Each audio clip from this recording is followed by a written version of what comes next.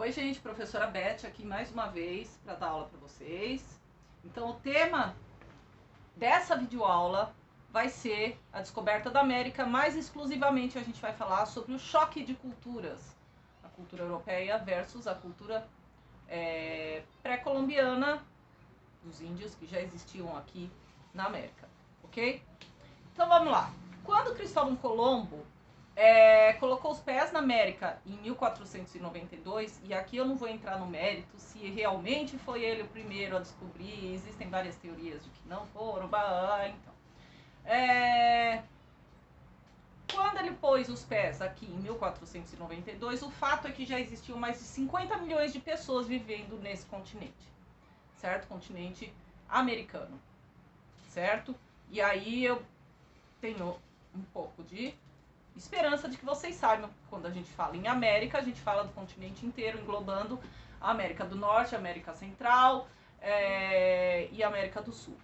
Beleza? Observação, a gente pode sim utilizar o termo, a palavra índio, tá? Só que sem esquecer de que cada um desses povos indígenas, ele tem uma peculiaridade sua, tá? Cada qual tem a sua particularidade, cada um tem a sua cultura, ou seja, a sua vida cultural. Nenhum povo vai ser igual ao outro, tá? A palavra que eles designaram uma palavra só para vários povos. Mas a gente tem que ter em mente de que cada povo tem uma diferença cultural, tá? Então, assim, existem vários modos para a gente compreender as diferenças entre esses povos indígenas que existiam nessa América pré-colombiana, tá? Um dos modos utilizados pelos historiadores é analisar a estrutura econômica que esses povos viviam, tá? Então, baseado nessa estrutura econômica, os historiadores separaram três tipos de sociedades indígenas na América pré-colombiana, naquele momento, tá? Então, a gente vai ter, número 1, são as sociedades coletoras e caçadoras, tá? E aí vocês já viram sociedades coletoras e caçadoras quando a gente falou lá no primeiro ano, quando a gente via pré-história, vocês já ouviram falar de caçadores e coletores. Vai ser o caso de alguns índios brasileiros, como os Gês. O que eles fazem, tá? Eles não plantam para sobreviver, eles não têm o hábito de plantar. Basta caçar animais e pescar e colher frutos e raízes, certo? Por isso são coletores e caçadores. É o caso dos índios patagões na região da Argentina e também dos esquimós no Alasca. Todos são coletores e caçadores. Quando os animais de caça que ficam escassos na região em que eles estão, ou a estação do ano muda e fica difícil colher frutas, pescar, por algum motivo eles se deslocam, tá? A comunidade inteira indígena se desloca para outra região, para outra área onde tenha, onde eles possam ter mais animais, onde possam ter frutos para comer, se alimentar, pescar, enfim. Quando o local que eles têm fica escasso, não dá mais para sobreviver, não dá para mais coletar nada ali, eles somente mudam de local, tá? Ou seja, eles são nômades, tá? É isso que a gente já estudou lá no primeiro ano, tá? Eles são nômades. Esse modo de vida é semelhante ao dos primeiros povos que habitaram a América, lá pelo menos há 40 mil anos atrás, certo? Então, essa é uma das sociedades. A segunda sociedade que a gente vai ver é a sociedade de economia de subsistência, tá? É o caso dos nossos índios tupis-guaranis, tá? Que viviam em grupos desse tipo, tá? Eles caçavam, eles colhiam, mas eles também garantiam a alimentação dele por meio de agricultura, tá? Essas comunidades, elas plantavam apenas para consumo próprio, só para elas mesmas, tá? Ou seja, eles não faziam comércio, não existia um excedente, eles não plantavam pensando que eles vão usar uma parte e o que sobrar eles iriam fazer comércio. Não, eles plantavam só para o consumo deles. Não existia o comércio.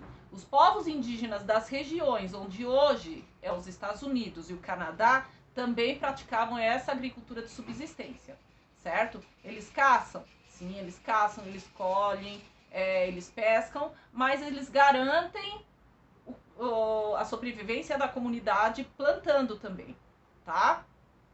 E o terceiro tipo de sociedade que a gente vai falar é a sociedade com produção agrícola excedente, tá?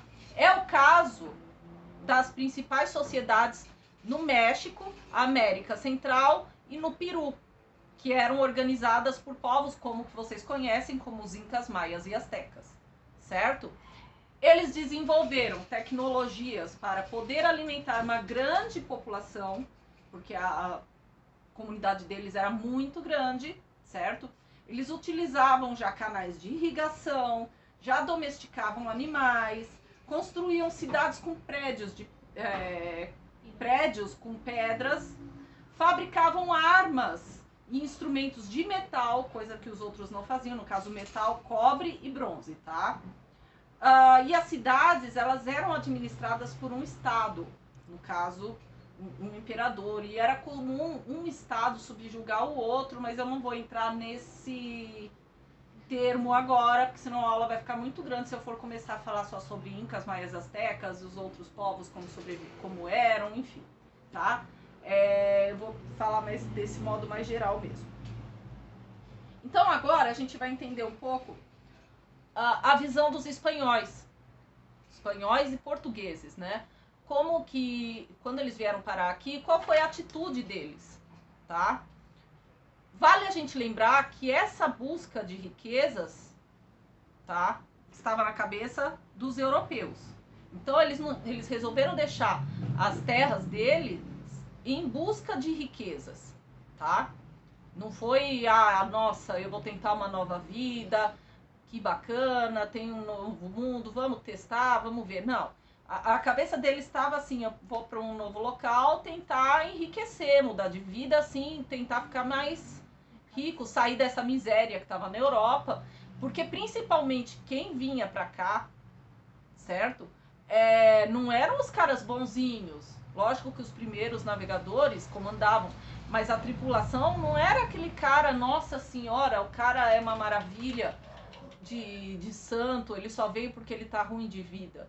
Não, quem veio para cá eram os piores tipos que tinham na América, na Europa. Então a gente vai ter assassinos, a gente vai ter estrupador, a gente vai ter ladrão. Então o estirpe de pessoas que vêm para a América não é do melhor. E vocês vão ver que isso colabora de certa forma também para a colonização não ser lá aquela maravilha, pelo menos na América, tá? Então logo que chegaram ao Novo Mundo, os europeus já se perguntaram: que riquezas que a gente pode obter aqui? E aí, como que vai ser? Beleza? Vale a gente lembrar que principalmente os povos incas, maias e astecas já tinham o domínio do uso do metal, certo? Lembra que eu falei que eles fabricavam armas de bronze e cobre? Só que eles já tinham o ouro e a prata também, certo? E principalmente pedras preciosas. Isso fez com que a cobiça dos europeus, o olho deles ficasse desse tamanho em cima das riquezas, né? Então, para tomar o ouro e as riquezas desses povos, os espanhóis fizeram o quê? Trouxeram soldados, incendiaram, mataram. E aí eu tô falando um pouco mais dos espanhóis por causa da crueldade ter sido um pouco maior do que a gente vai ver depois com os portugueses. Os portugueses, na América, também houve crueldade, só que eu acho que um nível um pouco menor, a gente vai ver isso no finalzinho. Eu vou dar um foco maior nos espanhóis por conta da crueldade, para vocês entenderem o foco da colonização, que não foi uma coisa bacana, camarada, tá? Então, assim, aí vocês podem se questionar, como que é possível só umas centenas de europeus, no caso, virem para a América e dominarem milhões de indígenas, certo? Eles podiam virar esse jogo, pô, é milhões de indígenas versus uma camadinha pouca de europeus. Peraí, vamos dar uma olhada. Os espanhóis, os europeus, no caso, portugueses, espanhóis, eles têm canhões, tá? E espadas de aço contra aquelas pesadas e frágeis espadas de bronze, no caso dos incas, maias e astecas, tá? Porque os índios brasileiros e de outras áreas não utilizavam ainda o metal. Mas enfim, contra o bronze. Os espanhóis trouxeram cavalos da Europa, o que proporcionava para eles velocidade na batalha. Os índios nunca tinham visto um cavalo na frente deles, porque não é um animal típico da América. Então, quando eles viam aquele baita animal e o cara em cima, eles ficavam apavorados, certo? Outra questão que é bem interessante é a transmissão de doenças. Os índios, eles não tinham imunidade para as doenças trazidas da Europa. Então, por exemplo, o organismo dos índios não estava preparado para doenças, por exemplo, como sarampo, varíola, certo? Isso dizimou muitos povos, tá? Tanto que vocês podem ver que a vacinação de Covid, o grupo prioritário, o primeiro grupo, justamente entra pessoal da saúde e indígenas, certo? Por quê? Porque eles não têm imunidade, tá? E aí, os espanhóis, principalmente, tem várias histórias de... Eles são muito violentos com os indígenas. E a gente sabe disso por causa de vários relatos, certo? Existiam padres, alguns padres como Las Casas, ele tentava defender os índios, não só esse padre, alguns outros também, apesar da igreja ser um pouco... A gente já vai falar da igreja. Eles eram muito cruéis. E esses padres, eles conseguiram registrar isso, tá? Algum desses casos, eu tô até com o livro aqui, mas eu não vou ler pra vocês. Um desses casos estão nesse livro, se algum de vocês tiver saco pra ler. Beleza? Ele é um pouco mais complicado, mas pra quem quiser ver, tá aqui. Então, por exemplo, eu vou contar acho que uns 2, 3 casos, só pra vocês terem noção. Eu não tô falando de violência pouca, tá? Então, por exemplo, existia um capitão que se chamava Alonso Lopes de Ávila, tá? Ele tinha se apossado durante a guerra, certo? A guerra espanhóis índios, de uma jovem índia, tá? Ela havia prometido para o marido que não iria pertencer a nenhum outro homem. Ela prometeu porque ele foi para a guerra e tinha medo de morrer. E assim, nada fez ela mudar de ideia. Ela não iria pertencer para outro homem. Então, o que o capitão fez? Ele pegou e atirou ela para os cães. Ela foi devorada por cães. Detalhe que a gente vai ver muito falar assim, foi devorada por cães, foi jogada para os cães. Os caras não tinham tratamento bonitinho com cachorro igual que a gente tem hoje, certo? Então os cães são realmente violentos, dá comida quando tem, trata eles daquele modo, certo? Isso na América, com os cachorros que vieram com eles, tá? Os espanhóis, outra coisa que eles gostavam de fazer. Eles gostavam de fazer muitos jogos. Então, um dos jogos favoritos deles era fazer aposta. Então, assim, vamos apostar. Passava uma índia grávida e eles apostavam para saber qual era o sexo do bebê que estava na barriga da índia. Só que como eles iam descobrir isso? Meu filho, vem cá. Como que você acha que eles descobriam isso? Sei lá, falando do pai e da mãe? Os espanhóis são bonzinhos? Não. Fácil. Você achava que a Índia estava grávida de quê? De menino? Não sei. Eu achava de uma menina. Então a gente vai lá e passa a espada na faca da Índia, arranca o feto, beleza?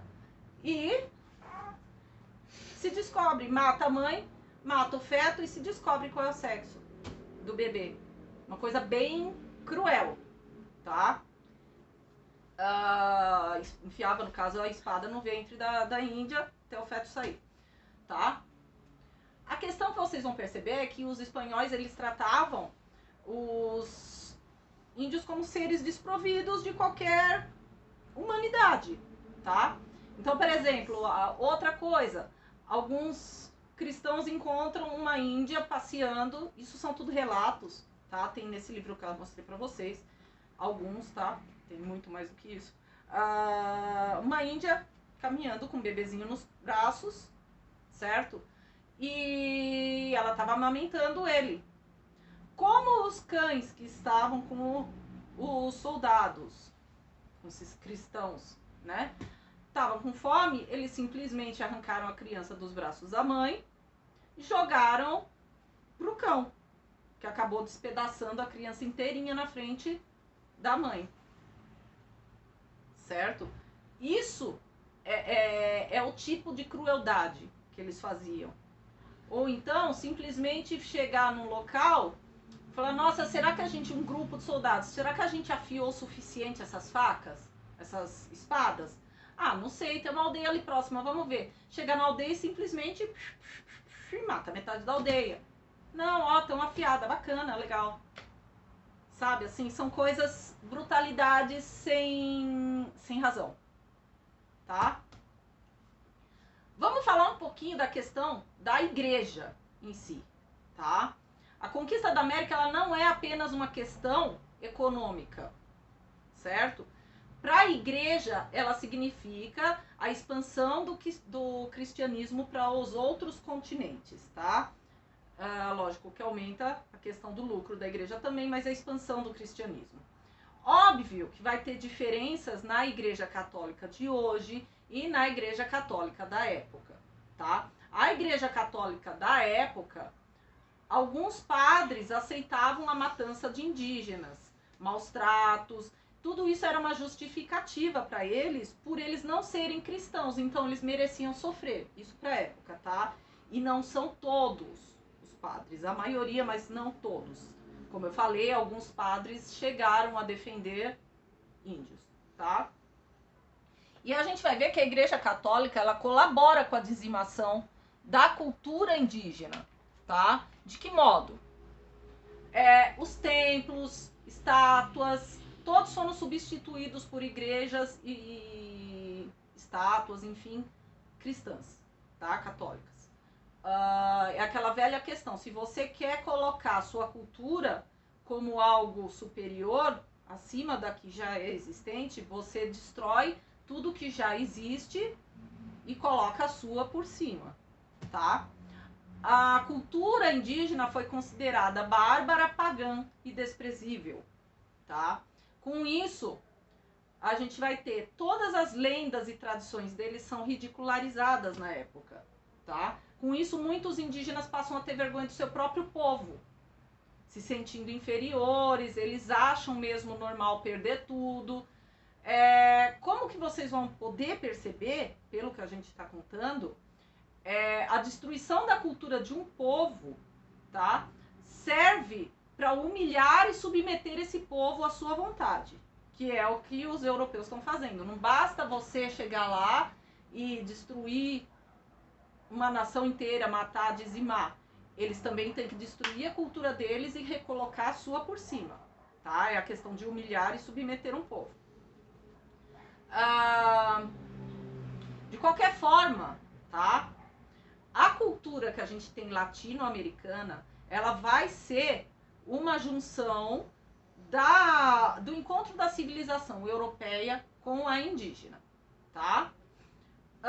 Outra questão que eu acho legal a gente falar um pouquinho, e isso só para vocês ressaltarem e pensarem um pouco, aqui a gente vai filosofar um pouquinho. Os espanhóis, por exemplo, a gente sabe que entre incas, maias e astecas a gente tem uma questão de sacrifício humano, né? E esses sacrifícios humanos eram vistos, principalmente pelos europeus, como uma barbárie, como algo, nossa, não se pode fazer. São índios extremamente desumanos por fazerem sacrifícios humanos. Isso na visão europeia, tá? No entanto, aqui eu quero que vocês analisem comigo.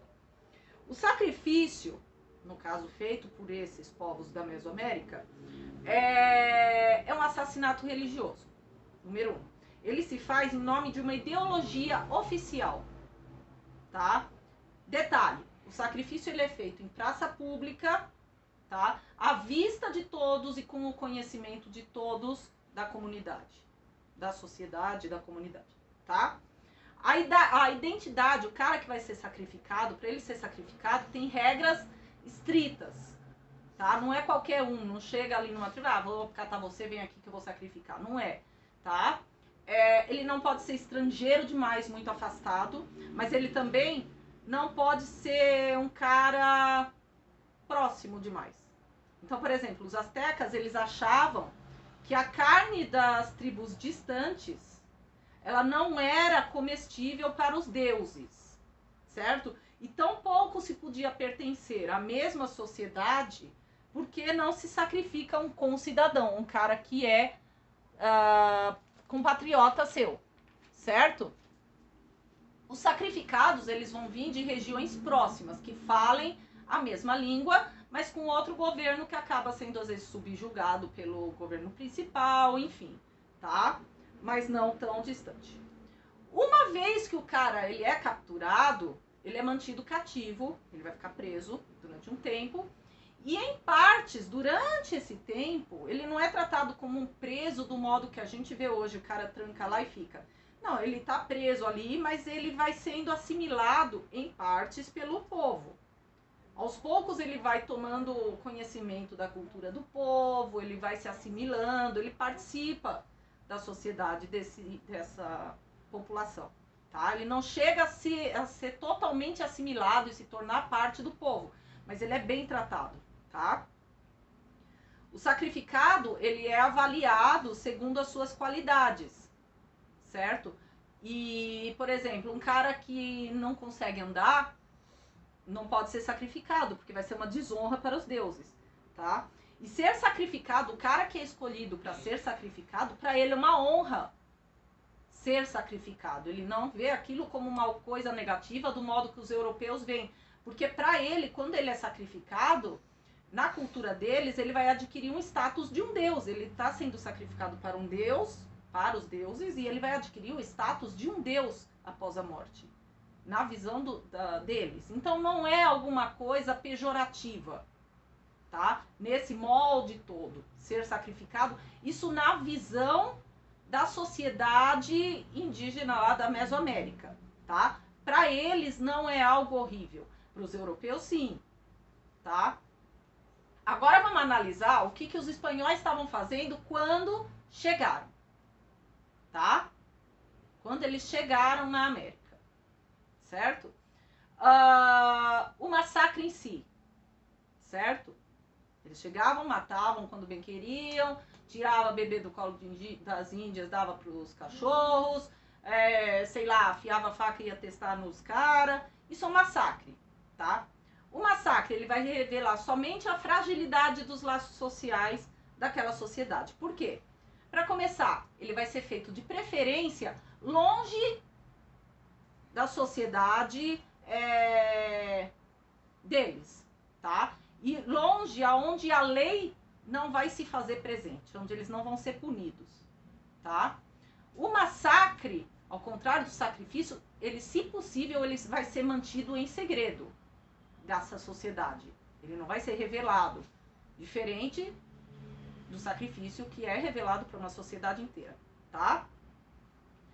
Ele não tem função social reconhecida e tampouco justificativa para esse massacre, tá? Ele só é feito por prazer de matar, diferente ali do sacrifício. O sacrifício ele tem uma justificativa, ele tem um porquê de ser feito, tá? Então aí eu quero que vocês pensem na questão de quem é o bárbaro. O europeu chama aqueles índios de bárbaro, mas aí eu vou deixar para vocês pensarem. Quem é o bárbaro? Certo? É a civilização que faz o sacrifício e tem as suas justificativas ali, que eu falei, perante a sua ideologia. ou é a civilização europeia que chega massacrando, certo? Sobre os índios portugueses, certo? É claro que a gente vai ter, e muita coisa foi passado pano, entre os portugueses e indígenas, tá? Que também foi marcado pela violência. Só que ainda talvez em proporções um pouco menores do que a dos espanhóis, tá? Alguns portugueses conseguiram aprender com os índios muitas coisas. Por exemplo, plantas medicinais, quais são os rios que se podem navegar. Aprenderam a andar no meio da selva, certo? Eles começaram a trocar, alguns conseguiram trocar, sim, informações, certo? Então, nessa parte, talvez a gente tenha essa relação um pouco, por isso um pouco menos prejudicada, não tanto quanto os espanhóis. Mas aí eu reafirmo, não foi uma coisa também bonitinha como a gente sempre vê, tá? Lembrem que quem veio para a América é a escória da Europa, tá? É a escória da Europa. Os caras não vão chegar aqui e falar, ó, legal, dá a mão aí, vamos conversar e tá tudo ok. Não, os caras já vão chegar botando banca, tá? Isso portugueses também, é o que eu falei, nenhum deles é um auréola na cabeça santinho, tá? O que acontece é que se maqueia muito esse entrave de culturas, tá? E aqui agora eu vou tentar passar para vocês, eu separei um trecho de uma música de um colega meu, se chama Cacá Campo Longo. Ele também estudou história, tá? E eu acho muito interessante a música dele, se chama Tupã. Ela fala bem legal dessa relação da religião, tá? E eu vou colocar um trecho para vocês analisarem comigo, beleza?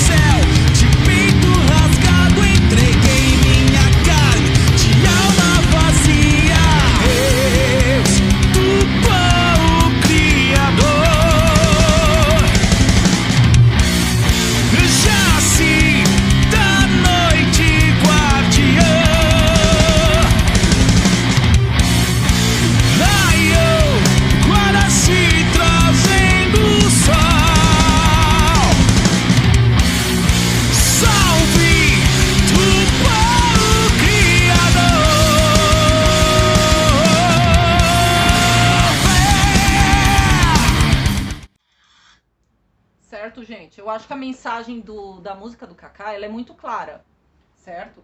Ele fala realmente da questão, os índios tinham os deuses deles, certo? A questão da Jaci, Tupã, toda aquela veneração da natureza deles. Chega o colonizador e coloca Deus. Me forçaram a aceitar os seus, certo?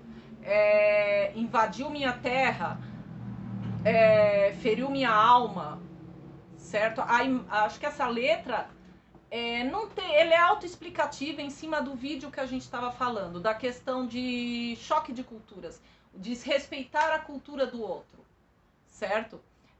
Não é porque eu pertenço a uma tribo que a gente tem aquela questão, o europeu, ele se acha muito superior aos outros, certo? Nossa, a minha sociedade é superior à sua, então eu tenho que ensinar o que é meu certo para você, porque você é um bárbaro. Então o que você sabe não é cultura, não existe isso. Qualquer pessoa, um cara que não é letrado, ele tem cultura, certo? É uma cultura diferente da sua, é diferente da minha realidade. A minha realidade, às vezes, não é a realidade do meu filho, certo? Mas não significa que ele tem uma visão totalmente errada porque eu não acredito nisso. É o mesmo fato de que a gente está falando, os índios, cada um tem a sua cultura, eles estão errados?